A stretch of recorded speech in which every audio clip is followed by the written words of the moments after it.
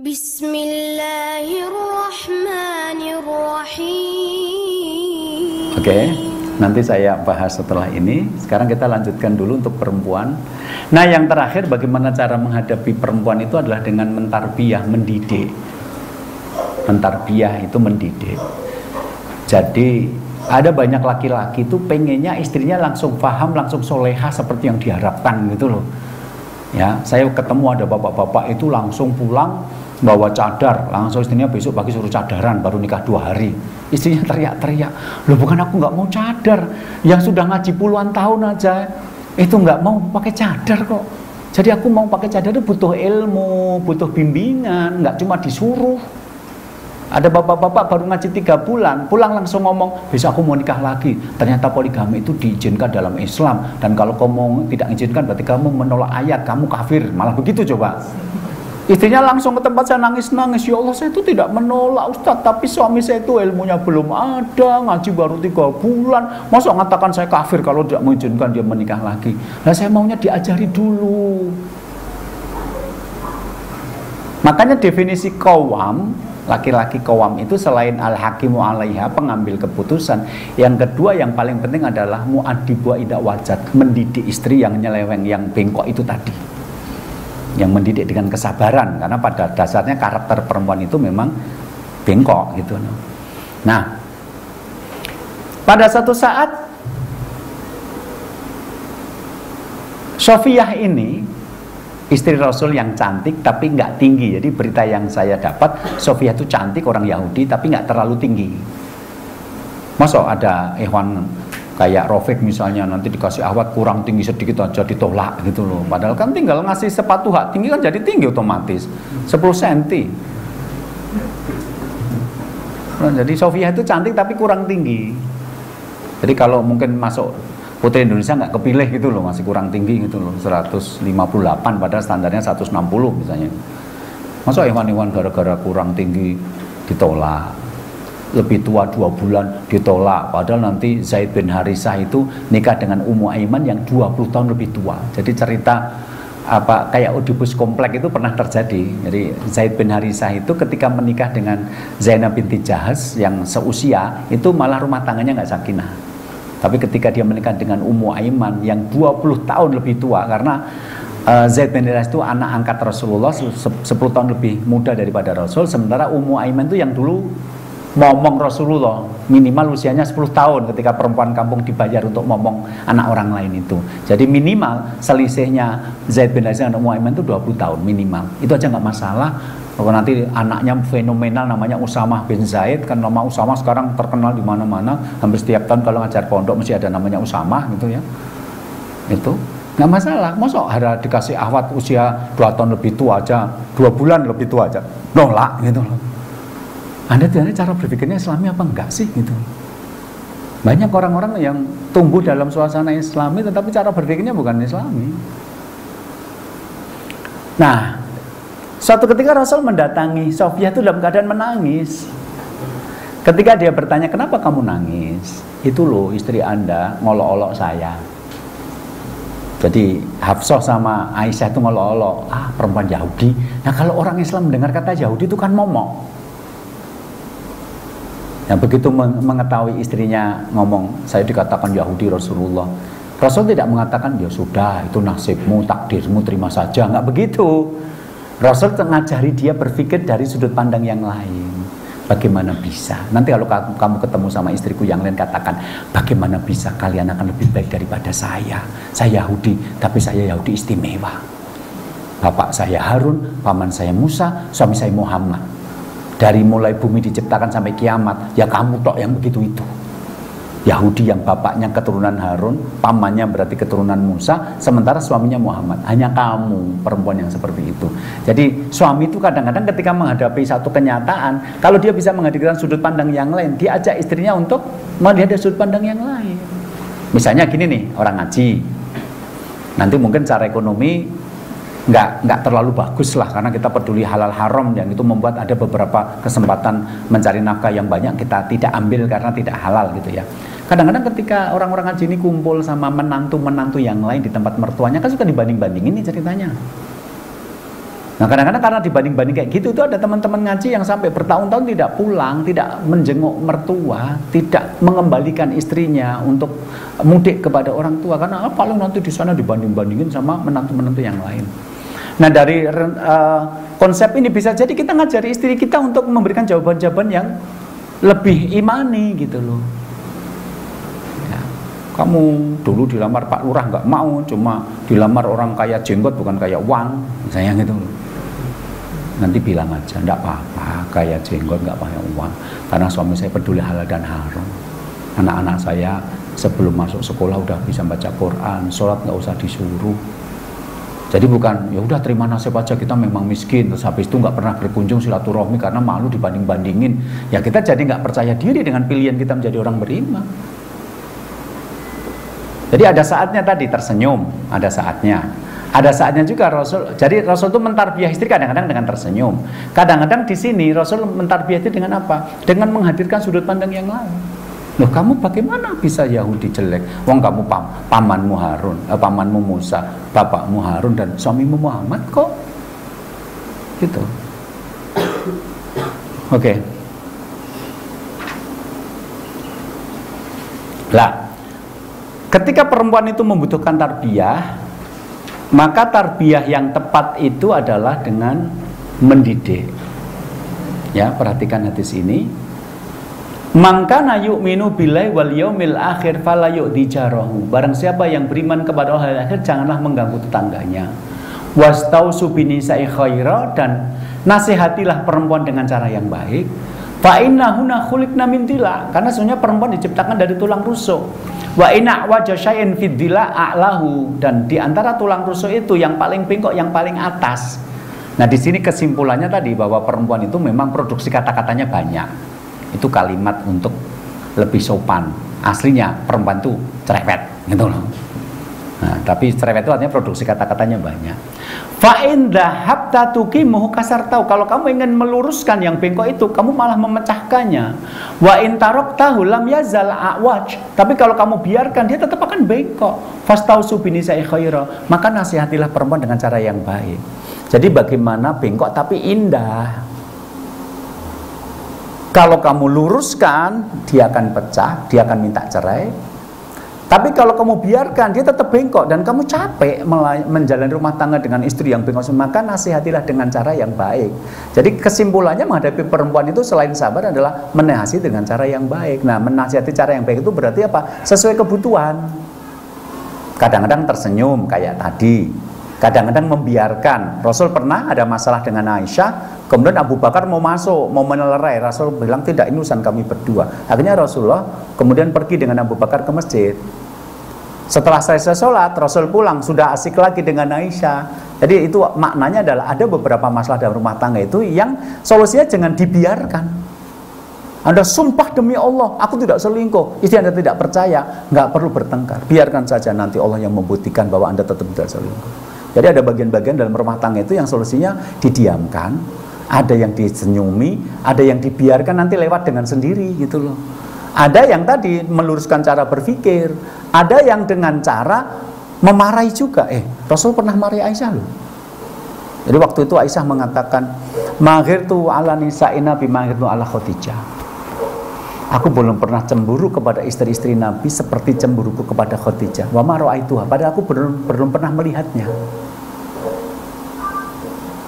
Kemarin habis ngisi kuliah pranikah di sini, saya diminta ngisi oleh Abah Adung sama Umi Yus di Islamic Center.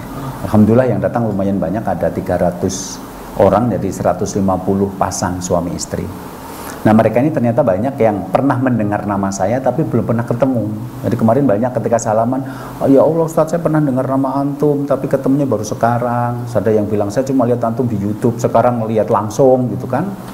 Nah, Aisyah itu mendengar ada perempuan hebat namanya Khadijah, pinter, punya firma dagang, direktris, ya, kaya raya. Tapi orang yang mana itu nggak ngerti. Wong dia orang Arab itu kan aslinya loh yang baik loh. Itu kan waqarna fi buyutikunna, tinggallah di dalam rumah. Jadi perempuan itu paling nikmat tetap di dalam rumah, nggak keluyuran kayak orang-orang Bekasi ini gitu. Makanya begitu Khadijah meninggal dunia, Rasul baru menikahi Aisyah. Jadi Aisyah itu tahu ada perempuan Khadijah, tapi orang mana tuh nggak ngerti. Tapi karena Rasul sering menyebut kebaikan-kebaikan Khadijah, Rasul memotong kambing, dagingnya dipotong-potong dan dibagikan pada teman-temannya Khadijah, itu membuat Aisyah cemburu. Dan saking tidak kuatnya, ka'annahu lam yakun fid dunya imra'atun ila Khadijah. Sampai suatu hari Aisyah tuh ngomong begini, Khadijah lagi, kayak nggak ada perempuan lain di dunia kecuali Khadijah. Ingat, orang cemburu itu kan kata-katanya anehan gitu loh. Tadi aja diumpamakan dengan tempat penggembalaan kan gitu. Sekarang kalimatnya begitu. Khadijah lagi, kayak nggak ada perempuan lain di dunia kecuali Khadijah. Nah, pada saat mendengar ini ternyata Rasul marah. Rasul mengatakan, inna kanat wa kanat. Khadijah memang tetap Khadijah. Dia tetap dia, tidak ada perempuan lain yang bisa menggantikan posisi dia. Kemudian Rasul menyebutkan kenapa Khadijah berbeda dengan perempuan yang lain. Satu, dia beriman kepadaku ketika semua orang kafir. Lot itu ketika mengumumkan kenabian, istrinya tidak mengimani. Jadi Khadijah itu luar biasa karena dia mengimani kenabian Muhammad. Kedua, dia menghabiskan hartanya untuk mendanai dakwahku. Ketiga, dia adalah ibu dari anak-anakku. Jawaban ini membuat Aisyah diem kelakep. Kenapa? Nek orang Solo bilang meneng mak kelakep, itu nggak mau ngomong lagi. Kenapa? Nggak ada yang bisa dia samai. Beriman pertama kali, nggak mungkin. Aisyah sudah lahir, bapaknya saja Abu Bakar sudah iman. Harta, nggak ada ceritanya. Aisyah itu kaya, nggak ada. Dia istri yang dinafkahi. Sementara Khadijah mungkin malah yang menafkahi ketika Rasul berdakwah. Sementara menjadi ibu bagi anak-anak. Hanya satu anak Rasul dari perempuan lain, dari Maria Al-Qibtiyah, Ibrahim, itu pun meninggal dunia. Semua anak Nabi yang 6 orang itu dari Khadijah. Akhirnya ini jawaban yang mematikan, nggak bisa lagi dibantah. Makanya Khadijah tetap Khadijah, nggak bisa diganti oleh siapapun. Itu loh. Jadi ini konteksnya Rasul marah. Jadi mengambil posisi istri itu kadang-kadang ya kita harus senyum, kadang-kadang ya harus diem tok, kadang-kadang biarkan saja berlalu, kadang-kadang diajari sudut pandang yang lain, kadang-kadang ditegakkan keadilan. Ditegakkan keadilan itu ketika suatu saat Rasulullah sedang kumpul-kumpul dengan para sahabat, dengan Aisyah. Lah kok Ummu Salamah itu ngirim makanan enak lewat pembantu. Itu kan merusak mood. Makanan enak dikirim oleh kompetitor gitu loh. Kan Ummu Salamah tadi kompetitor.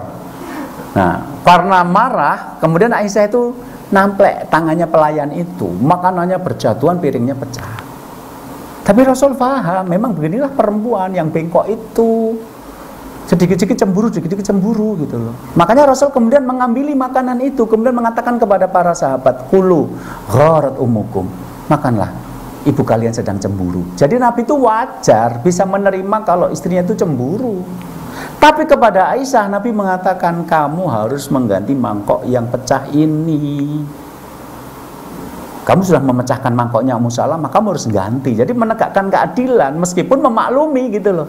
Cemburunya Aisyah dimaklumi dengan mengatakan kepada para sahabat, kulu gharat ummukum, tetap makanlah kalian, lanjutkan makan nggak apa-apa. Ibu kalian sedang cemburu. Tapi kepada kepada Aisyah Rasul menegakkan keadilan karena kamu sudah mecahkan mangkoknya Ummu Salamah, kamu harus ganti mangkok yang lain. Jadi kalau saya ngomong sama para bapak itu, menghadapi istri itu bukan lembut terus. Nanti suatu saat Anda bisa diinjak-injak sama istri. Karena pada dasarnya Anda itu pemimpin. Tapi pemimpin bukan berarti kasar terus. Karena istri itu ya harus minta disabari juga, minta dididik dengan cara yang beraneka macam. Lah mengelola sikap yang baik dalam keadaan punya masalah, apa ya sikap yang paling tepat? Ini membutuhkan pengalaman, ilmu, kepekaan. Ini keterampilan yang tidak semua laki-laki punya loh. Ganteng sih, tapi setiap kali ngomong kasar. Aduh. Kaya sih, tapi memperlakukan istrinya kayak pembantu. Aduh. Gitu loh. Lembut sih, sampai akhirnya kita tuh jadi bingung yang mimpin kamu atau aku gitu loh. Karena setiap kali ditanya terserah kamu. Capek ya, kamu itu pemimpin bukan aku. Kamu harus punya pendapat sendiri sebagai pemimpin. Aku tuh nyamannya menjalankan keputusanmu, bukan aku yang membuat keputusan. Nah, dari riwayat-riwayat yang sampai ini menunjukkan bahwa mendidik perempuan itu harus. Tadi kan mereka bengkok itu artinya tadi gampang emosi, gampang cemburu, gampang komentar, ya labil. Tetapi mereka tetap akan menjadi partner yang baik, karena memang mereka beda dengan laki-laki. Kalau cara menyikapinya benar, maka Rasul mengatakan fastausu binisai khaira, maka nasihatilah perempuan dengan cara yang baik. Menasihati itu berarti tepat situasi dan kondisi dan sabar. Jadi kadang-kadang perempuan itu dimarahi suami itu, meskipun dia nangis, tapi dalam hati dia bersyukur. Saya pernah menemukan seorang perempuan dimarahi suaminya, tapi dia bersyukur. Jadi pada waktu itu suaminya pelaku poligami. Kemudian dia waktu itu minta dibelikan batap, ya, tempat mandi untuk sambil tidur itu. Nah, akhirnya suaminya mengiyakan, ya udahlah. Gitu. Terus kemudian belinya 2. Nah, terus dia nanya, loh, aku kan minta batap, kok belinya 2? Ya Allah, kan istriku bukan cuma kamu. Kalau aku belikan kamu batap, kan tanya juga batap. Kamu jangan egois minta batap sendiri sana, enggak. Istrinya nangis, tapi dalam hatinya bersyukur, berarti suamiku itu betul-betul adil, suamiku itu betul sikap baik. Jadi kadang-kadang istri itu bersikap, kadang-kadang jebak suami itu justru ingin menguji suaminya kawam atau tidak. Saya pernah di kantor waktu itu ada karyawati, jadi saya bukan mimpin Arafah yang perusahaan saya sendiri, tapi saya waktu itu sedang mimpin perusahaan orang lain.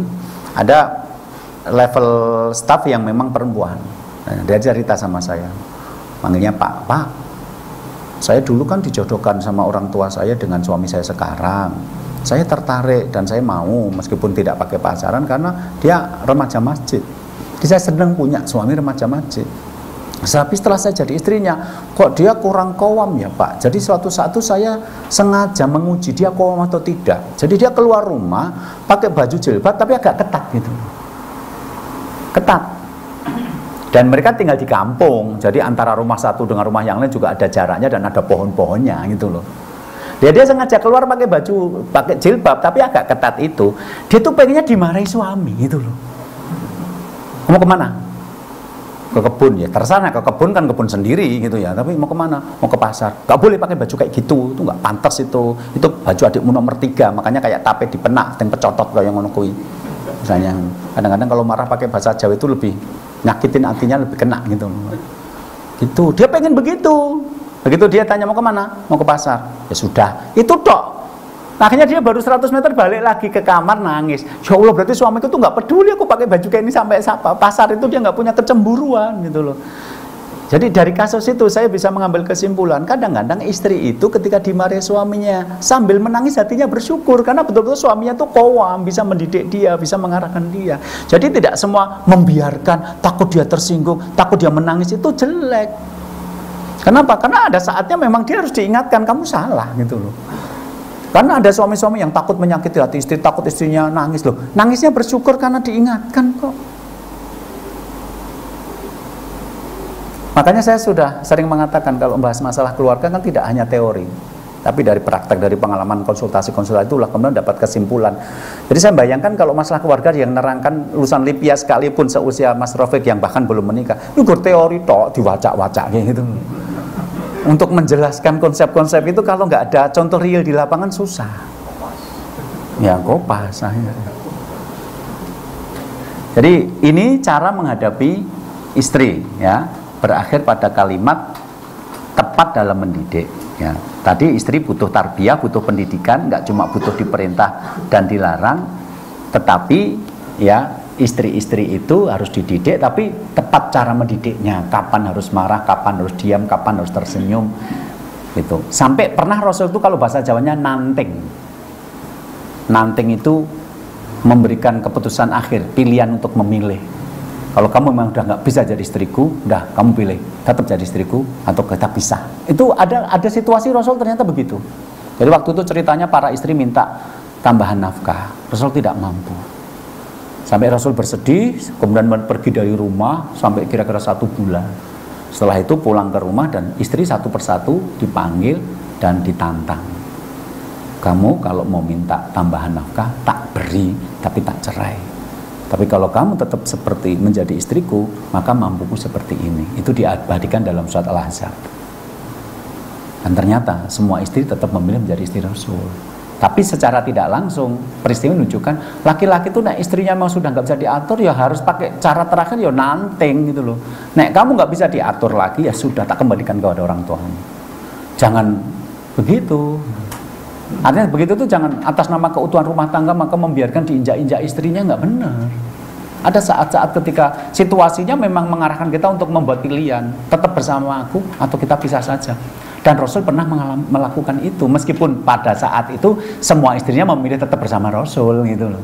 Syukran ya Rabbi, syukran, hadaita qalbi, syukran.